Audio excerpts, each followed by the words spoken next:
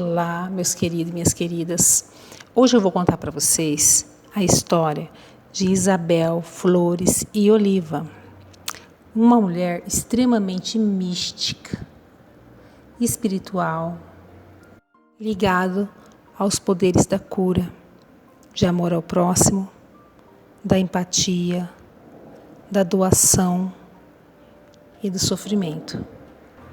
Desde muito nova ela se achava diferente, né? Ela via o que ninguém via, ela sentia o que ninguém sentia, e ela, como ela viveu e nasceu entre 1586 a 1617, né? Uma época envolta ao medo e à ignorância, né? Do que eu ignoro, eu tenho medo, eu fujo, eu escondo, eu mato. Nessa época, né? Essa época medieval que nasceu Isabel. Seu pai chamava Gaspar Flores e a mãe Maria Oliva. Um casal de espanhóis com 13 filhos, a Maria era a 10ª. Na Espanha eles eram muito ricos. Foram se aventurar no país do Peru, na cidade de Lima. E lá perderam todo o dinheiro, a riqueza, faliram ao ponto de ficar na miséria e ter que fazer trabalhos brutais, passando necessidade. Isabel, ela possuía uma beleza rara.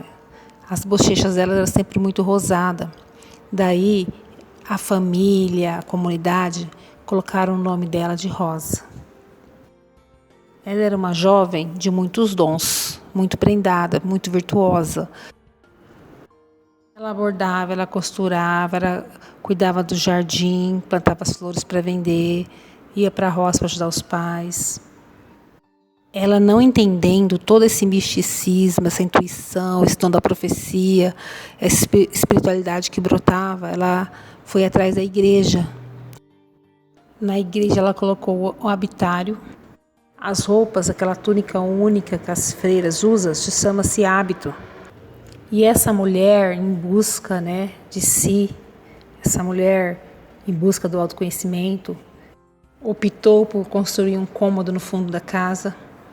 E essa busca desse transcendental, desse misticismo, né, misturado com religião, com a época, né, com o oculto, ela optou por ficar em casa à base de jejum, sofrimento, se privando de pessoas, se privando de alimento, né, se privando de sorrir. Ela adotou a religião católica de forma que ela fez uma coroa de ferro, disfarçava com botões de rosa e colocava na cabeça para se mutilar. Essa mulher colocou prego, dormia numa madeira com prego para se mutilar, por não entender o psíquico, por entender o espiritual, não entender a intuição, não entender a profecia que ela tinha. Ela trabalhava na carne dela para alcançar esse espiritual. Isabel adota o nome de Rosa nessa época, e eu não posso deixar de falar que em vida ela era muito empática, muito caridosa, e ela fazia o que podia, o que não podia para cuidar dos enfermos, principalmente dos indígenas e dos escravos negros da época, tá? Ao meio a essa doação aos enfermos e a negligência do próprio corpo, da própria vida, ela adoeceu de forma a ficar acamada durante muito tempo e definhando até o seu falecimento, aos 31 anos.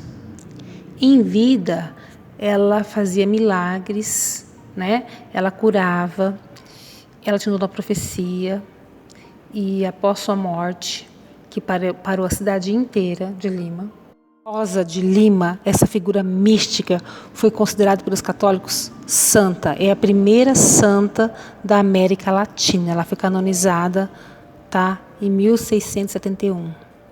E é a primeira santa nativa das Américas e padroeira das Américas. Eu tenho uma dúvida pessoal muito grande. Será que ela era uma santa? Ela era uma bruxa?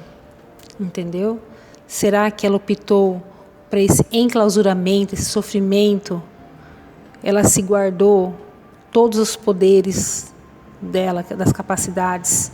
Ela optou pelo religioso, né? Fugindo dessa figura de bruxa, se enquadrou numa norma, se colocou dentro de umas regras sociais da época, né? Conta a história também que ela não foi de imediata aceita como santa pela própria Igreja Católica. Resistiu-se muito, né, antes de adotar ela como santa. Conta-se a história que o Papa Clemente X só aceitou adotar ela como santa após umas chuvas de pétalas de rosas que ele recebeu, e ele aceitou como milagre, porque ela também em morte fez muito milagre de cura.